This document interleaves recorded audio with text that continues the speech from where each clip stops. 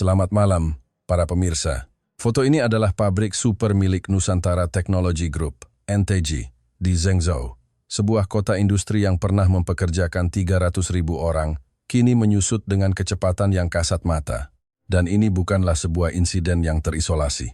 Selama 20 tahun karier saya sebagai seorang jurnalis keuangan asal Belanda yang berbasis di Jakarta dan Singapura, saya selalu meyakini bahwa kebangkitan Tiongkok adalah sesuatu yang tak terhindarkan, sebuah keniscayaan di abad ke-21.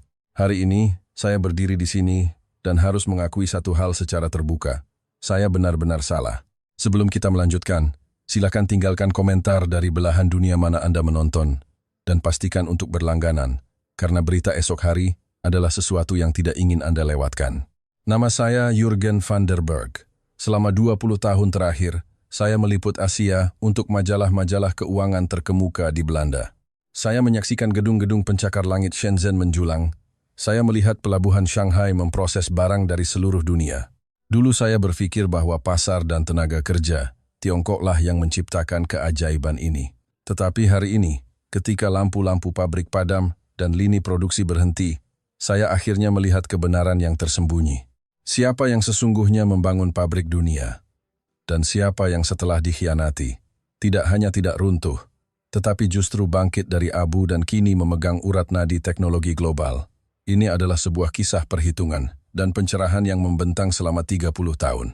Untuk memahami eksodus besar ini, kita harus kembali ke era yang penuh peluang dan juga salah penilaian. Tahun 1990-an. Ketika saya pertama kali menginjakkan kaki di Asia, udara dipenuhi oleh dua aroma yang sangat berbeda. Di satu sisi, Indonesia sedang berada dalam gejolak transisi. Krisis moneter Krismon melanda, upah buruh mulai naik, kesadaran lingkungan meningkat, dan ketidakpastian politik di akhir era Orde Baru membuat iklim investasi terasa menyesakkan. Judul laporan saya saat itu sangat pesimis. Saya berpendapat bahwa industri padat karya Indonesia telah mencapai titik kritis kelangsungan hidupnya. Saya ingat Jakarta pada masa itu, dan para pemilik pabrik yang lelah. Wajah mereka muram. Tidak bertransformasi berarti menunggu mati, tetapi hendak bertransformasi kemana? Sementara itu, di seberang lautan, Tiongkok daratan adalah sebuah lahan subur yang liar.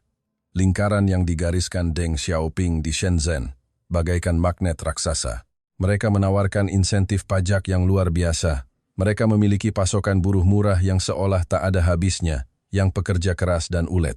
Mereka kekurangan segalanya, kecuali satu hal, godaan. Saat itu, sebuah kalimat beredar di kalangan bisnis Indonesia, terutama di antara para pengusaha Tionghoa Indonesia. Ayo buka pabrik di Tiongkok. Kalimat ini, di kalangan pengusaha saat itu, seperti membeli polis asuransi untuk menjadi kaya. Gelombang pertama pengusaha Indonesia yang berani mengambil risiko, membawa cetak biru dan para manajer teknis dari Indonesia, menaiki pesawat menuju Xiamen dan Shenzhen. Di mata saya sebagai orang Eropa, mereka adalah para petualang sejati. Dalam beberapa bulan, mereka berhasil mereplikasi pengalaman puluhan tahun dari Indonesia ke dalam pabrik-pabrik sederhana di sana, dengan biaya setidaknya separuh lebih rendah. Godaan ini terlalu besar.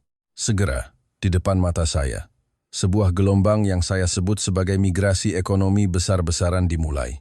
Para pengusaha Indonesia, dari yang awalnya coba-coba, berubah menjadi arus deras yang melanda Asia. Dari selatan ke utara, dari pesisir hingga pedalaman, dimanapun ada kebijakan preferensial, di situ terlihat jejak orang Indonesia. Grup Adidharma Footwear, raksasa sepatu, membangun basis manufaktur sepatu olahraga terbesar di dunia di Dongguan, memproduksi lebih dari 200 juta pasang sepatu setahun. Pesanan dari Nike dan Adidas mengalir tanpa henti. Grup Sinar Puspita, konglomerat tekstil dari Surabaya, membangun jaringan di Jiangsu dan Zhejiang, memindahkan seluruh rantai industri dari benang hingga pakaian jadi ke Tiongkok. Industri elektronik, bahkan lebih gila lagi, Nusantara Technology Group, NTG, dan nama-nama besar lainnya berbondong-bondong mendirikan basis di Kunshan dan Suzhou. Namun, yang benar-benar mengubah segalanya dan meletakkan fondasi nasib Made in China adalah pria asal Indonesia itu, Budi Hartono. Pada tahun 1988, ia mendirikan pabrik pertamanya di Longhua, Shenzhen. Awalnya hanya membuat komponen kecil yang tidak mencolok seperti konektor komputer. Pabriknya bocor, pekerjanya kurang dari 100 orang. Tetapi saya melihat dengan tajam. Budi Hartono berbeda dari para pengusaha picik yang hanya ingin mengeruk keuntungan dari tenaga kerja murah. Dia tidak hanya datang untuk memanfaatkan Tiongkok. Dia datang untuk membentuk kembali Tiongkok. Dia membawa seluruh sistem manajemen yang dibanggakan oleh industri elektronik Indonesia, membawa tuntutan kualitas yang nyaris obsesif dan ekstrem. Yang lebih penting, dia membawa kepercayaan dari klien-klien internasional besar. Kepercayaan ini adalah sesuatu yang tidak bisa dibeli oleh perusahaan lokal Tiongkok saat itu, berapapun uang yang mereka tawarkan. Pada tahun 2000-an, NTG telah tumbuh menjadi monster. Kampus pabriknya di Zhengzhou pada puncaknya mempekerjakan lebih dari 350.000 pekerja, setara dengan populasi kota menengah di negara saya, Belanda. iPhone yang diproduksi di sini menyumbang lebih dari separuh pengiriman global. Setiap kali para eksekutif puncak Apple datang ke Tiongkok, perhentian pertama mereka pastilah NTG, karena mereka tahu, tanpa kemampuan manufaktur NTG, iPhone secanggih apapun hanya akan menjadi konsep di atas kertas Steve Jobs. Laporan analisis saya saat itu berfokus pada angka-angka yang menakjubkan ini. Tapi sekarang saya sadar, saya melewatkan poin utamanya. Para pengusaha Indonesia tidak hanya membawa pabrik dan pesanan, mereka membawa jiwa. Mereka mereplikasi kemampuan manajemen rantai pasok yang telah diasah selama puluhan tahun di Indonesia secara utuh ke Tiongkok. Pabrik cetakan, pabrik logam, pabrik plastik di hulu, pabrik perakitan, dan pengujian di tengah, serta perusahaan pengemasan dan logistik di hilir. Satu persatu mengikuti pabrik besar untuk mendirikan cabang. Sebuah kawasan industri elektronik dikelilingi oleh ratusan pemasok pendukung membentuk klaster industri yang sangat efisien dan lengkap. Efek aglomerasi ini membuat efisiensi manufaktur Tiongkok mencapai tingkat yang mengerikan dan membuat iri seluruh dunia. Ada satu angka yang bisa menjelaskan masalah ini. Pada puncak kejayaannya sekitar tahun 2010, total investasi kumulatif pengusaha Indonesia di Tiongkok daratan melebihi 200 miliar dolar AS. Uang ini, pada saat itu di Eropa, cukup untuk membangun kembali infrastruktur beberapa negara. Mereka secara langsung atau tidak langsung menciptakan lebih dari 15 juta lapangan kerja. Dari 100 produsen elektronik teratas di dunia, hampir 40%-nya adalah perusahaan milik orang Indonesia. Dari setiap 10 laptop yang diproduksi di dunia, 9 berasal dari lini produksi pengusaha Indonesia. Dari setiap 10 smartphone yang diproduksi, setidaknya 6 harus melewati tangan pengusaha Indonesia. Itu adalah era keemasan bagi para pengusaha Indonesia. Saya menyaksikan sendiri bagaimana mereka menikmati status yang nyaris istimewa di Tiongkok. Pemerintah daerah memperlakukan mereka seperti dewa kekayaan. Kantor pajak tidak berani sembarangan memeriksa, dinas lingkungan pura-pura tidak melihat, dan perselisihan buruh selalu bisa dimediasi. Para bos Indonesia itu mengendarai sedan Mercedes hitam, berlalu lalang antara pabrik dan gedung pemerintahan, bersahabat karib dengan wali kota dan sekretaris partai. Kehidupan mereka sungguh luar biasa. Saat itu, kolega saya di kantor pusat di Belanda masih tidak mengerti. Mereka bertanya, "Jurgen, bagaimana dengan perusahaan lokal Tiongkok? Mengapa mereka tidak bisa melakukannya?"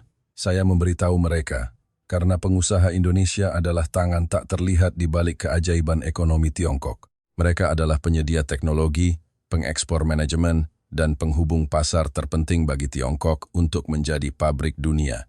Ini bukan berlebihan. Ini adalah fakta sekeras baja. Ketika perusahaan-perusahaan lokal Tiongkok masih meraba-raba apa itu manajemen kualitas, para pengusaha Indonesia sudah menggunakan Six Sigma dan Lean Manufacturing untuk memproduksi bagi raksasa internasional, seperti Apple, HP, dan Dell. Apa itu Six Sigma? Dalam dunia manufaktur kami, itu melambangkan tingkat hasil yang nyaris sempurna, kurang dari 4 cacat per 1 juta produk. Ini adalah filosofi produksi yang ketat hingga mendekati kejam. Dan filosofi inilah jiwa dari manufaktur Indonesia. Saat itu, kerjasama ekonomi Tiongkok-Indonesia sedang dalam masa bulan madu yang paling manis.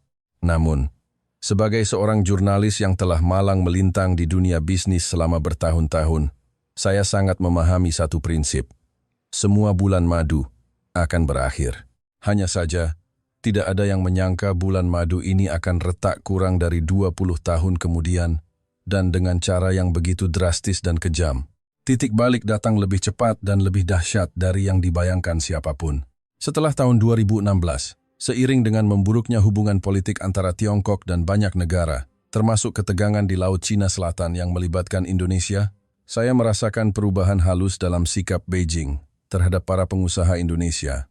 Para pejabat lokal yang dulu membungkuk hormat dan bersahabat, nada bicara mereka berubah. Departemen pemerintah yang dulu memberi lampu hijau, kini mulai sering datang berkunjung untuk menaruh perhatian. Yang pertama merasakan hawa dingin adalah perusahaan-perusahaan Indonesia berskala besar dan terkenal. Pemeriksaan pajak tiba-tiba menjadi ketat. Sekali periksa bisa mencakup catatan 5 hingga 10 tahun ke belakang, dengan tuntutan pembayaran pajak tambahan mencapai puluhan juta RMB. Departemen Lingkungan juga mulai sering melakukan inspeksi mendadak. Cacat kecil yang dulu diabaikan kini dibesar-besarkan, menjadi pelanggaran serius, didenda berat, bahkan diperintahkan untuk menghentikan produksi dan melakukan perbaikan. Saya ingat seorang bos asal Indonesia yang telah menjalankan bisnisnya di Dongguan selama lebih dari 20 tahun, dalam sebuah pertemuan pribadi, mengeluh kepada saya. Dia berkata dengan putus asa, "Jurgen, kamu mengerti tidak? Dulu mereka datang untuk membantu menyelesaikan masalah. Sekarang, mereka datang untuk mencari-cari masalah." Dia menghela nafas. "Saya merasa bukan sedang berbisnis. Saya merasa sedang diawasi. Perasaan ini bukan kasus tunggal." Semakin banyak pengusaha Indonesia mendapati perusahaan mereka masuk dalam berbagai daftar pengawasan khusus. Ada yang karena bosnya kembali ke Indonesia dan menghadiri beberapa kegiatan yang dianggap sensitif. Ada yang karena merepost beberapa artikel di media sosial, bahkan ada yang hanya karena nama perusahaannya mengandung kata Nusantara, lalu tiba-tiba dipanggil untuk diskusi. Yang benar-benar membuat para pengusaha Indonesia merasa dingin hingga ke tulang adalah penegakan hukum selektif yang terang-terangan muncul setelah 2018. Di kawasan industri yang sama, perusahaan Indonesia didenda dan dihentikan produksinya karena ada barang menumpuk di jalur evakuasi kebakaran.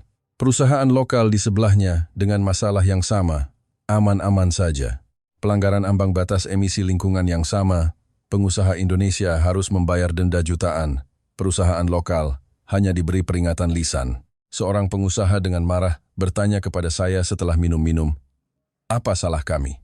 Kami membawa investasi, menciptakan lapangan kerja, membayar pajak. Kenapa sekarang kami malah diperlakukan seperti musuh?"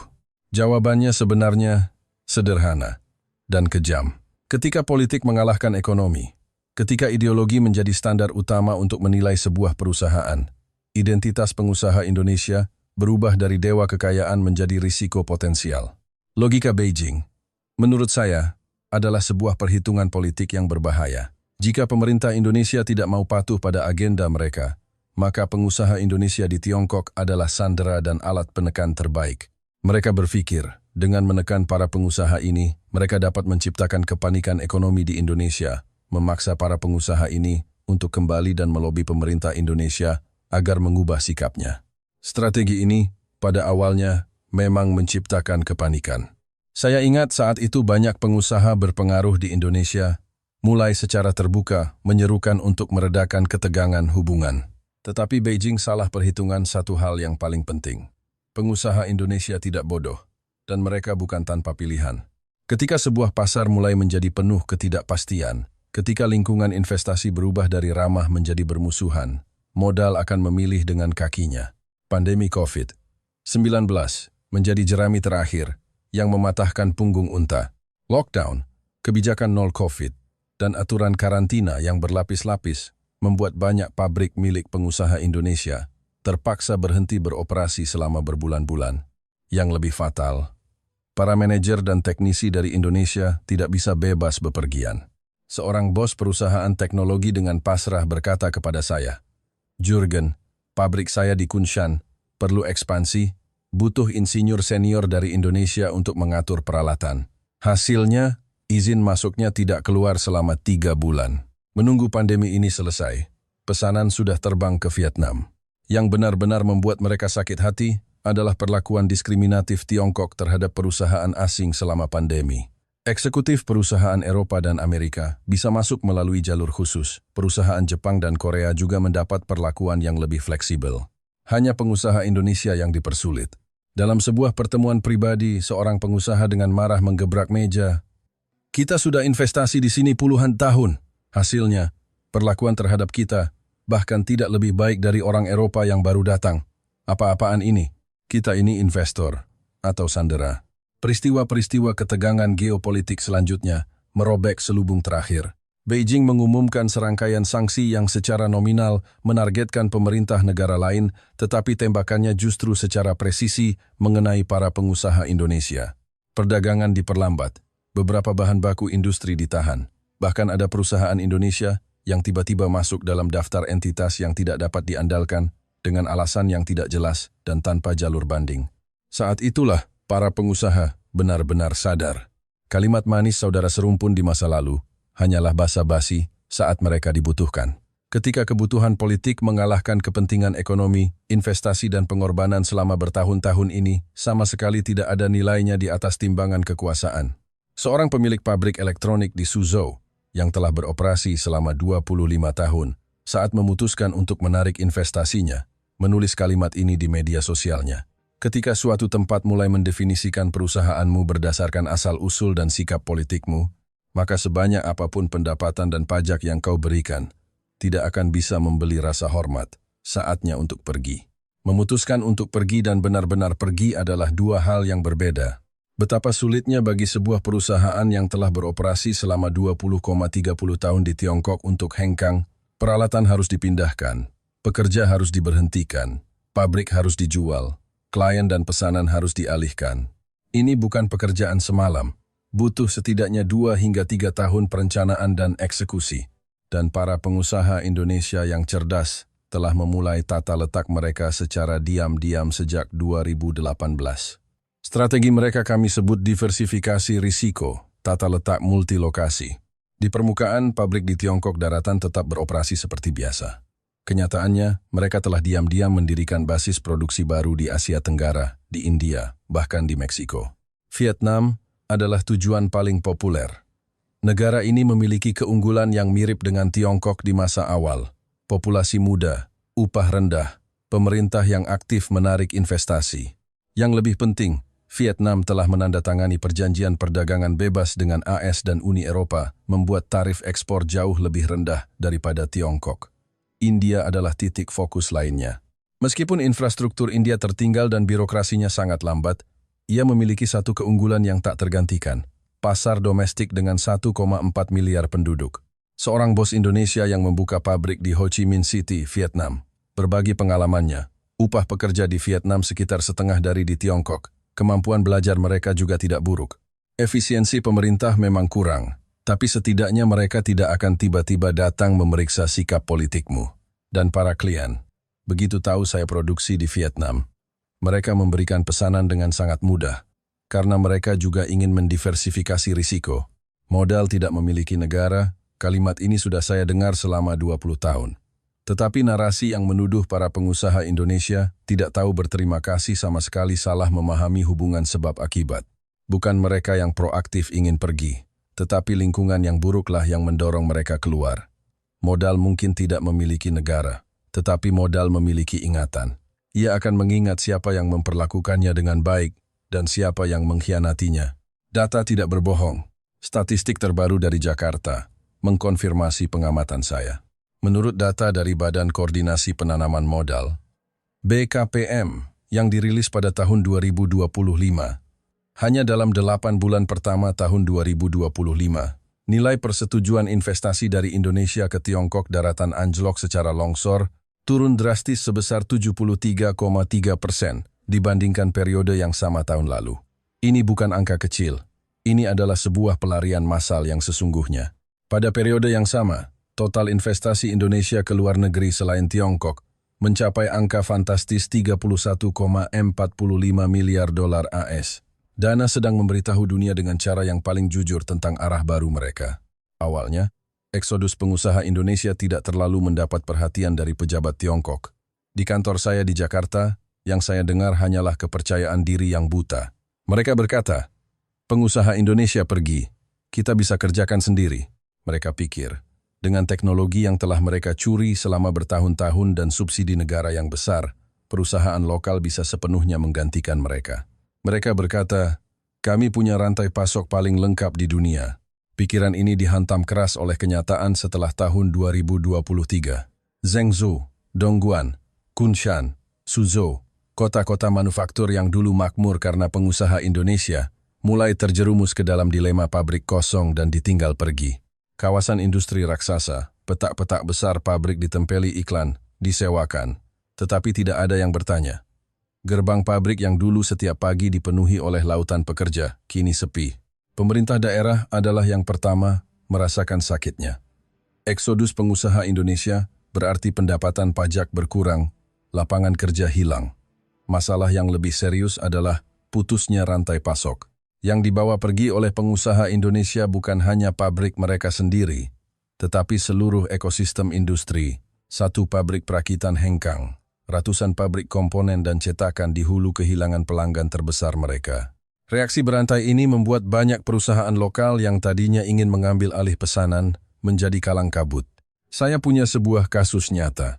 Sebuah pabrik elektronik lokal di Shenzhen, setelah sebuah perusahaan raksasa Indonesia hengkang, dengan percaya diri ingin mengambil alih pesanan Apple yang ditinggalkannya. Hasilnya, Apple mengirim orang untuk mengaudit pabrik, mengajukan serangkaian persyaratan yang sangat ketat. Tingkat hasil harus mencapai di atas 99,8%, siklus pengiriman tidak boleh lebih dari 45 hari, dan harus memenuhi standar emisi karbon terbaru. Perusahaan lokal ini menepuk dada, tetapi pada tahap uji coba produksi saja, tingkat hasilnya hanya 95% dan pengiriman tertunda 3 minggu. Apple langsung membatalkan pesanan. Pemilik pabrik itu dengan frustrasi berkata kepada saya, kami pikir teknologi kami sudah cukup bagus. Ternyata jika dibandingkan dengan perusahaan Indonesia, masih jauh sekali. Inilah kebenarannya. Banyak perusahaan lokal setelah mengambil alih baru sadar. Perbedaan sebenarnya bukan pada peralatan Tiongkok bisa membeli mesin yang sama. Perbedaan sebenarnya ada pada manajemen, pada jiwa.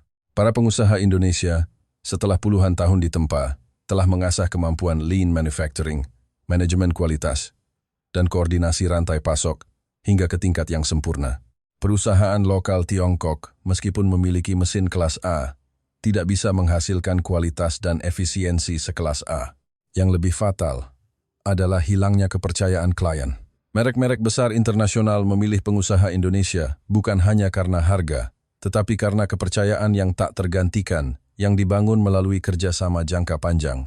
Setelah pengusaha Indonesia hengkang, sebagian besar pesanan yang ditinggalkan tidak beralih ke perusahaan lokal Tiongkok, melainkan ikut berpindah bersama mereka ke Vietnam dan India.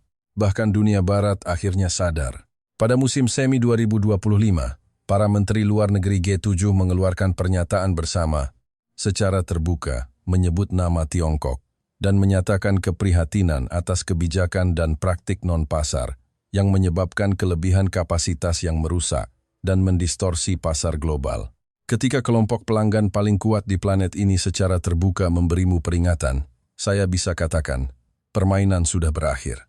Tepat ketika Tiongkok daratan pusing 7 keliling karena eksodus pengusaha dan ekonominya terperosok, Indonesia justru menyambut sebuah titik balik yang tak terduga. Ini terdengar seperti lelucon takdir. Tetapi inilah fakta yang sedang saya saksikan. Pada tahun 2019, pemerintah Indonesia meluncurkan program Indonesia, menawarkan insentif pajak, bantuan lahan, dan pinjaman modal untuk mendorong para pengusaha yang merantau untuk kembali. Awalnya, termasuk saya, banyak pengamat internasional tidak optimis. Kami berpikir, Indonesia padat penduduk, upah tinggi. Bagaimana mungkin bisa menarik kembali pabrik-pabrik yang sudah terbiasa dengan biaya murah di Tiongkok? Tetapi kami, sekali lagi meremehkan nilai Indonesia. Gelombang pertama yang kembali adalah perusahaan-perusahaan yang terkena dampak perang dagang AS-Tiongkok. Untuk menghindari tarif AS, mereka harus memindahkan lini produksi keluar dari Tiongkok. Daripada pergi ke Vietnam yang sama sekali asing, lebih baik kembali ke Indonesia yang sudah dikenal. Seorang bos produsen server berkata kepada saya, Jurgen, saya sudah 25 tahun di Tiongkok, tadinya berencana pensiun di sana. Tapi pengalaman beberapa tahun ini membuat saya sadar, sebanyak apapun uang yang kau hasilkan, jika tidak ada rasa aman, semuanya sia-sia. Kembali ke Indonesia memang biayanya lebih tinggi, tapi saya bisa tidur nyenyak di malam hari. Nilai ini tidak bisa dihitung dengan uang. Gelombang kedua yang kembali adalah industri manufaktur tingkat tinggi yang sesungguhnya.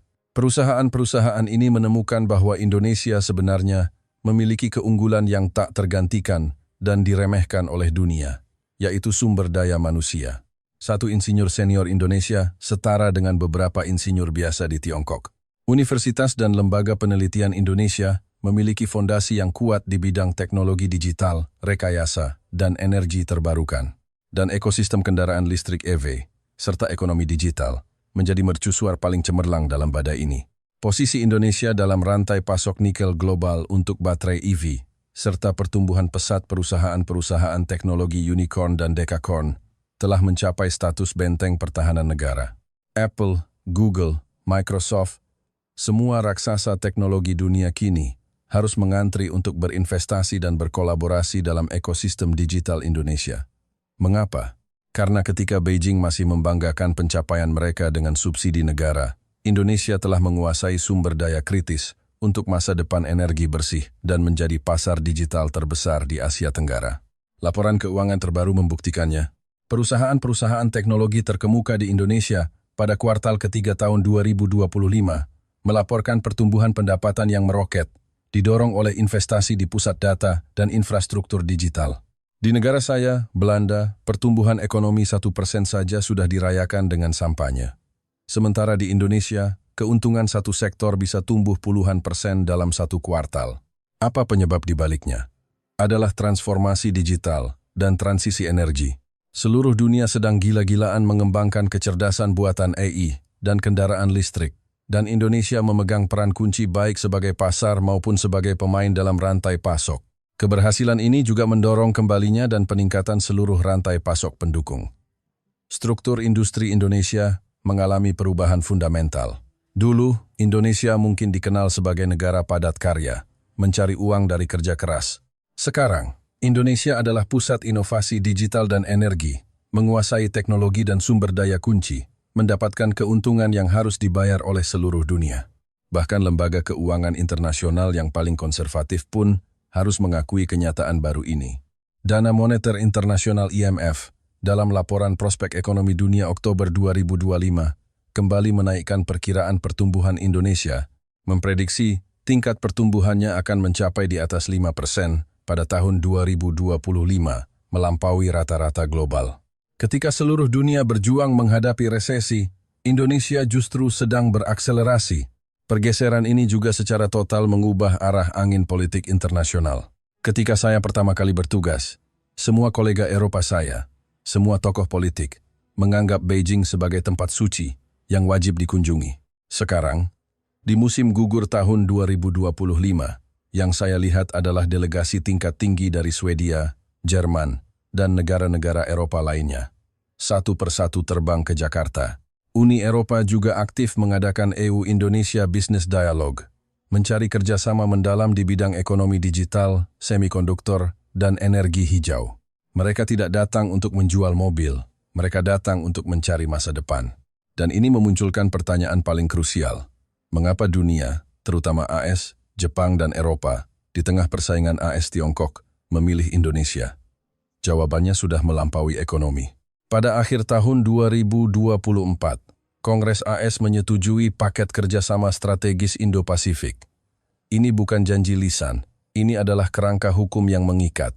Di dalamnya secara eksplisit tercakup penguatan kerjasama keamanan dengan Indonesia serta promosi kerjasama industri pertahanan. Apa artinya ini? Ini berarti AS sedang memasukkan Indonesia ke dalam rantai pasok pertahanannya yang paling sensitif. Mereka melakukannya bukan hanya karena Indonesia memiliki sumber daya alam atau pasar yang besar, tetapi karena Indonesia berbagi nilai yang sama dengan mereka. Ini mungkin adalah hal yang paling tidak ingin diakui oleh Beijing, tetapi juga yang paling saya kagumi sebagai orang Eropa. Menurut laporan Freedom House 2025, tingkat kebebasan Indonesia termasuk yang tertinggi di kawasan. Indeks demokrasi dari The Economist bahkan menempatkan Indonesia sebagai negara demokrasi terbesar ketiga di dunia dan salah satu yang paling dinamis. Tiongkok daratan bisa membangun gedung pencakar langit, tetapi mereka tidak bisa membangun kebebasan. Indonesia tidak hanya memproduksi nikel, Indonesia memproduksi kepercayaan. Ketika sebuah negara memiliki potensi teknologi yang besar, supremasi hukum yang stabil, dan demokrasi yang hidup, ia bukan lagi bidak catur. Ia adalah mercusuar yang harus dipertahankan oleh seluruh kubu demokrasi dunia. Pada akhir tahun 2024, seorang manajer Indonesia yang saya kenal dari pabrik NTG di Zhengzhou, di pabrik barunya di Bangalore, India, telah menyelesaikan instalasi peralatan terakhir. Dia berdiri di depan lini produksi yang baru, melihat kotak-kotak iPhone yang baru dirakit. Dia mengirimkan sebuah foto kepada saya dengan sebuah kalimat, "Jurgen, era baru telah dimulai." Kualitas ponsel ini sama persis dengan yang diproduksi di Zhengzhou, tetapi para pekerja yang membuatnya berbicara bahasa Hindi. Eksodus besar pengusaha Indonesia ini, dari riak kecil pada tahun 2019 hingga menjadi gelombang dahsyat hari ini, telah secara total mengubah peta manufaktur global. Lalu, dalam perubahan ini, siapa yang kalah dan siapa yang menang? Tiongkok, tanpa keraguan, adalah pecundang terbesar. Mereka tidak hanya kehilangan investasi dan pekerjaan, mereka kehilangan jiwa dari industri manufaktur pengalaman manajemen yang telah ditempa puluhan tahun dan jaringan klien internasional. Yang lebih parah, mereka kehilangan kepercayaan. Ketika sebuah pasar mulai memperlakukan perusahaan berdasarkan sikap politik dan bukan aturan bisnis, tidak akan ada lagi investor yang benar-benar percaya pada pasar itu. Siapa pemenang sejatinya? Apakah Vietnam? Apakah India? Bukan. Pemenang sejatinya adalah Indonesia. Dan kemenangan ini bukan hanya angka-angka ekonomi, tetapi lebih merupakan transformasi psikologis. Indonesia membutuhkan waktu 30 tahun untuk beralih dari inferioritas sebagai negara pekerja kontrak menjadi kepercayaan diri sebagai pusat inovasi. Dari kerentanan karena bergantung pada satu pasar, menjadi kekuatan dengan diversifikasi. Dari posisi pasif, menerima geopolitik, menjadi proaktif, menggunakan nilai dirinya untuk mendapatkan penghormatan dunia. Logika awal Beijing adalah bahwa politik dapat memutarbalikkan ekonomi. Tetapi mereka lupa pada hukum baja yang saya yakini sebagai seorang jurnalis keuangan. Modal mungkin tidak memiliki negara, tetapi modal selamanya memiliki ingatan. Ia akan mengingat siapa yang mengkhianatinya. Ia juga akan mengingat siapa yang layak ia percayai. Melihat ke belakang, tekanan dan intimidasi dari Tiongkok tidak menghancurkan Indonesia. Sebaliknya, hal itu justru memicu ketahanan dan kreativitas yang luar biasa dari bangsa ini. Ini sesuai dengan pepatah lama. Bangkit setelah jatuh ke titik terendah.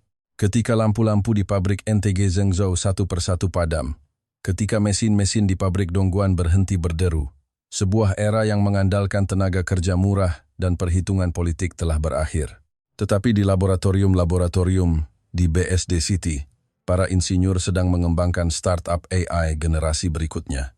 Di pelabuhan-pelabuhan di Batam, komponen-komponen canggih sedang dirakit. Sebuah era baru telah dimulai. Dan kali ini, naskahnya ditulis sendiri oleh Indonesia. Saya Jurgen van der Berg. Terima kasih telah menyaksikan 138,8